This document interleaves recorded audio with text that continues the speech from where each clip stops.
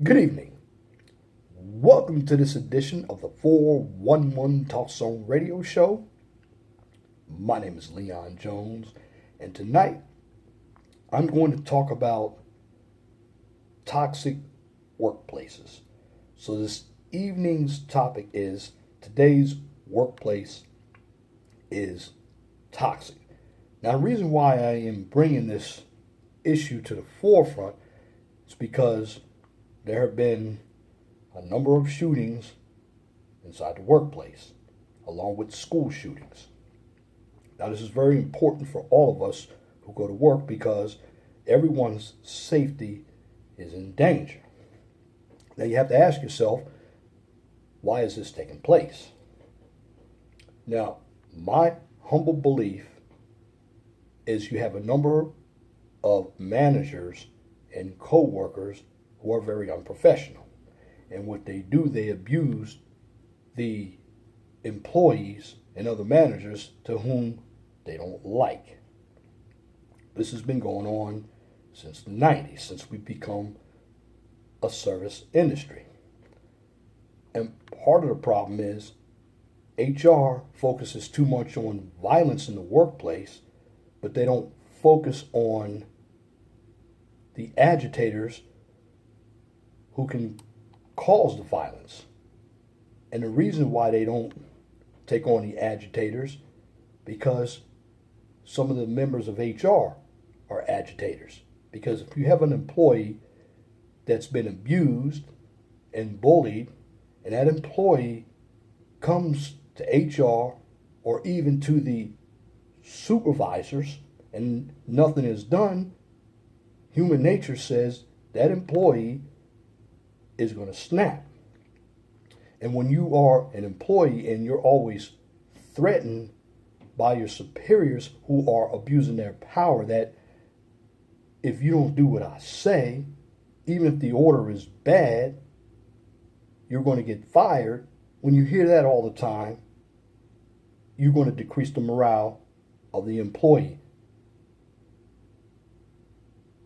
But when it comes to toxic workplaces, you have to ask yourself this question: how do you know your workplace is bad? Well, the answer is you just don't know. But you have to look at it this way, though. There will become a time to where employers need to reevaluate the work environment and the people that they work with to determine if their careers are being hurt or, much worse, their health and well-being are being affected. Now, if you are an employee and you decide to take the high road and stick around, safeguarding against the toxic workplace, well, that basically falls squarely on every employee, no matter what your level is or your function. Everyone needs to watch out for one another by weeding out the few bad apples that may be taking morale down. Now, in his book, Eye of the Storm, How Mindful Leaders Can Transform Chaotic Workplaces, executive coach Roy Williams basically describes the characteristics of toxic workplaces and the part of the dysfunctional leaders play in creating them. As he writes in Psychology Today, toxic workplaces will manifest in 7 ways. The first one is all sticks and no carrots. And that's when management solely focuses on what employees are doing or correcting problems, but they rarely give positive feedback for what's going right. Or mostly, carrots are for the best performers, while the rest get sticks. Number 2, we talk about the creeping bureaucracy. There are too many levels of approval and management to get things done, and a singular focus on micromanaging employees. Number 3, there's the gigantic bottom line. Profits beating the competition and cost cutting are solely focused on without consideration of other bottom lines. Number 4, bullying rules the roost. let me correct myself. Bullies rule the roost. Bullies rule the roost. But they do cause bullying. And what I'm talking about is management bullies employees or tolerates bullying when it occurs amongst employees. Again, management basically bullies the employees or tolerates bullying when it occurs amongst employees. Number 5, it's very critical because I look at the loss of human touch. Now, when it comes to human beings, people and organizations today, particularly large corporations, are considered to be objects or expenses rather than assets, and there is little concern for their happiness or well-being. There's also little evidence of leaders' compassion and empathy for employees. So as a result, you'll encounter high levels of stress, turnover, absenteeism, and burnout. Number 6 comes the metrics, and we call that internal competition. This is when employees must compete internally, which is focused on a performance assessment system. And what that does, that basically measures individual performance rather than team performance. Number 7, little or no concern for work-life balance. This is when people's personal or family lives must be sacrificed for the job. Overwork or workaholism is commonly evidenced by 50-hour-plus work weeks, little or no vacation time, and 24/7 availability for work communication. This is little or no commitment to making contributions to the community, worthy causes, or making the world a better place. Now, how do you stop it? Well, a good starting point is to make sure that all employees are keeping a finger on the pulse of the organization to make sure people are being cared for to do their best work and that fear is being pumped out of the workplace regularly. Now, when toxic behaviors persist, here are some strategies that you should consider. Conduct a culture or employee engagement survey that reflects on the work environment and management's performance or leadership. If they're the problem, HR needs to step up and play a role in assessing organizational health. Have HR and well-being managers conduct state interviews to keep good people from leaving. Also, to weed out toxic employees, include behaviors like respect, teamwork, and encouragement in your performance planning, and then measure them. Invest in coaching for managers and staff. When dealing with a toxic coworker who is apt to turn a discussion into a he said, she said, mudslinging, bring in a third party to document meetings to protect yourself from the drama. Also, every employee needs to learn the value of setting boundaries, define what is acceptable behavior and what isn't.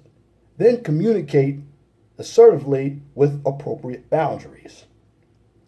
You also have to expose the problem by promoting a healthy culture and living out shared values to squeeze out unwanted things like gossip, bullying, sabotage, disrespect, and insubordination. Now, the larger the group campaigning against toxic behaviors, the better they'll be rooted out. Now, that is true, but unfortunately, it depends on the organization. And to me, too many organizations have the good old boy system. You promote the wrong people, or they promote the wrong people. And some of them encourage bullying because you have individuals who are in all these cliques who do gossip, but when the person complains about the gossip, well, they're not heard. And what happens, they go to the well much too often, and then when nothing is being solved, what do? They get violent. And in the workplace, you have a number of angry people because the workplace today is not professional. It's more like being in high school again. Too many people are focused on personal drama rather than business. And one must understand when you go to work, you can make friends, but the purpose of going to work is to make money, not just for yourself, but for the company. But yesterday, there was another shooting at a Rite Aid distribution center in Perryman, Maryland, which is outside of Aberdeen, Maryland, where you had a 26-year-old who went to work. Now, the story from the Baltimore Sun said that she had a mental illness. Now, if she did, how did this person get through the cracks? Because a lot of organizations have what we call criminal background investigations. However, you have to look at it. Was this person bullied? Why did this person snap?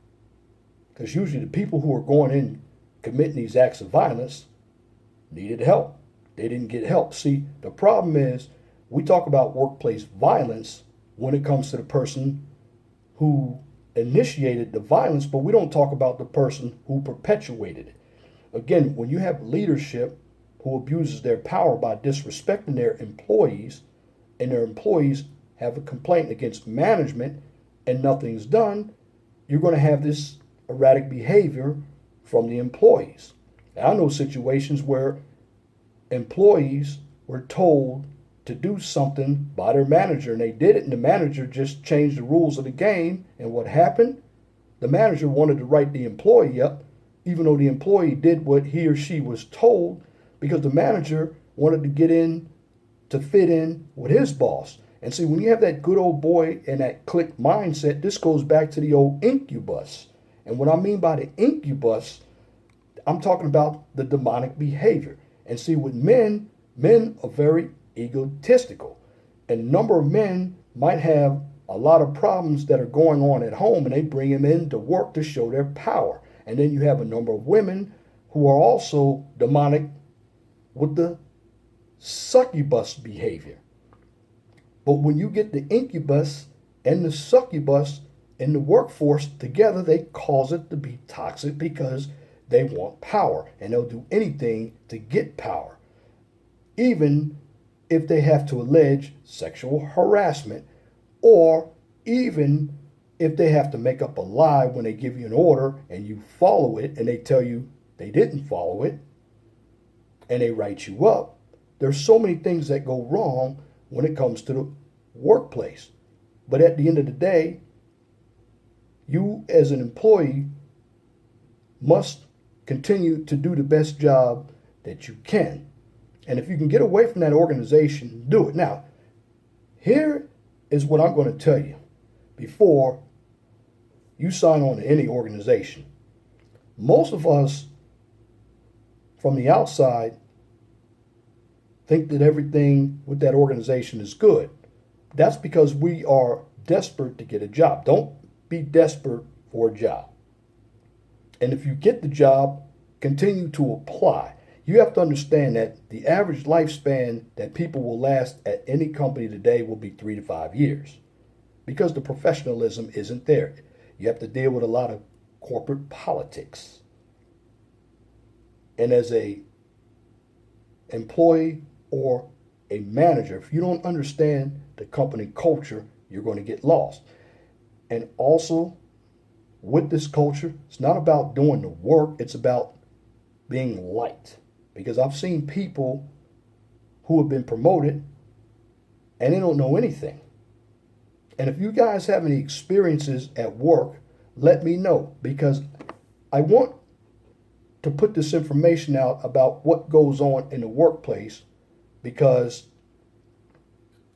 I'm going the opposite way when it comes to these workplace shootings or workplace violence, because I'm sick and tired of hearing about workplace violence But what about the people who are causing the workplace violence? A number of us have worked for bad bosses. Now, I am not saying that you should bring a gun up into the workplace and kill innocent people. But you do have people in power who are abusing their employees. Respect is something earned, but you must be civil. And when it comes to organizations, especially corporate organizations, most of the people are not civil people. I mean, I worked for a guy, he had the Napoleon syndrome. He would micromanage. He was hard to work with. Yes, you're supposed to do your job, but why should I go through stress? Now, of course, if you don't like what's going on, you quit. Some people can't quit at that time because they have bills to pay. But another solution that I have for you is get a side business. You don't have to continue to work for somebody who's going to give you stress. Because remember, when you leave that job and you have to go home to your family, you're bringing that stress with you. That's going to bring your morale of the family down, and you could get violent with your family members.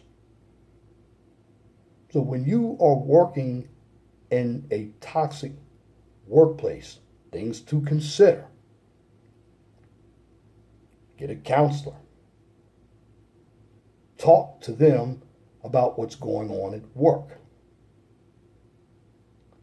Document everything that's going on at work. Remember something. It takes everybody to make that organization work. But in order for that organization to be better, they must have the players. And what I see today is a number of backstabbing people. Now, I talk about management, but you look at the employees. You have a number of them who gossip about other employees. And something I want to tell you, keep your drama at home. Don't make your drama the center of everybody's conversation, because they will use that against you.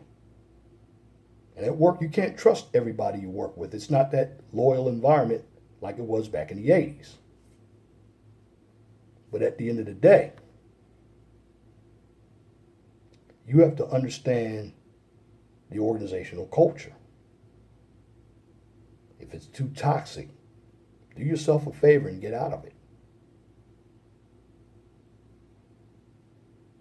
When it comes to co-workers, see who you can trust. Make sure you don't have to work with a workplace mammy or pappy.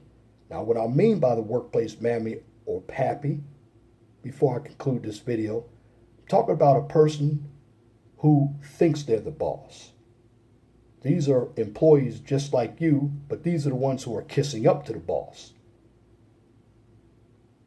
And what their purpose is to control all of the clicks and the gossip that goes on. And what I mean by control it, well, these are the ones who are snitching on everybody that's around them, because they're kissing the bosses behind. And at the end of the day, when you have the mammy and the pappy out there, or the poppy, they're the ones who are also causing that workplace to be toxic, because they can lie on employees, especially if they don't like them. And a lot of what you hear at work is personal. And some of these managers make people's lives horrible because their lives are horrible.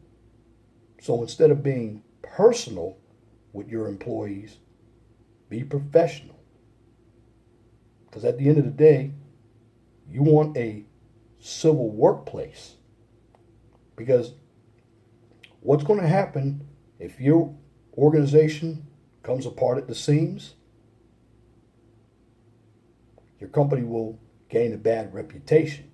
And if it's publicly traded, you're going to lose a lot of stockholders. And once they pull the stock out of your company,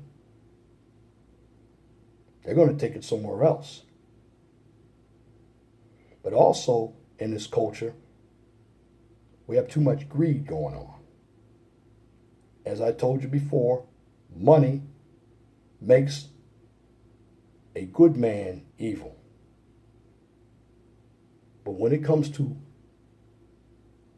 toxicity in the workplace, it's a very simple solution. Management and employees need to be civil with each other. And civility lies within professionalism. If you want a good product, managers must understand their positions of leadership, and employees must understand their tasks. Because if neither party understands what their role is within the organization will fail. And that's my commentary for this edition of the 411 Talk Zone radio show for this evening, Friday, September 21st, 2018. You can tune into the 411 Talk Zone radio show every Wednesday from 6 p.m. to 8 p.m. on Blog Talk Radio. I haven't been doing Blog Talk Radio lately because I've been involved in other projects, but I will get back on to Blog Talk Radio and I'll talk about more issues regarding the Bible, politics, news, and other information. If you want to get in on the show, the guest calling number is 215-383-5785.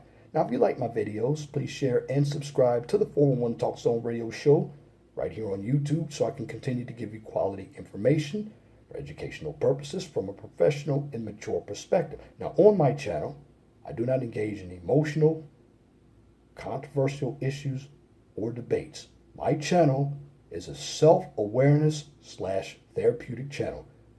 What I'm here to do is give you education on how the real world works. This is why I don't engage in drama or unnecessary beefing, because it is counterproductive.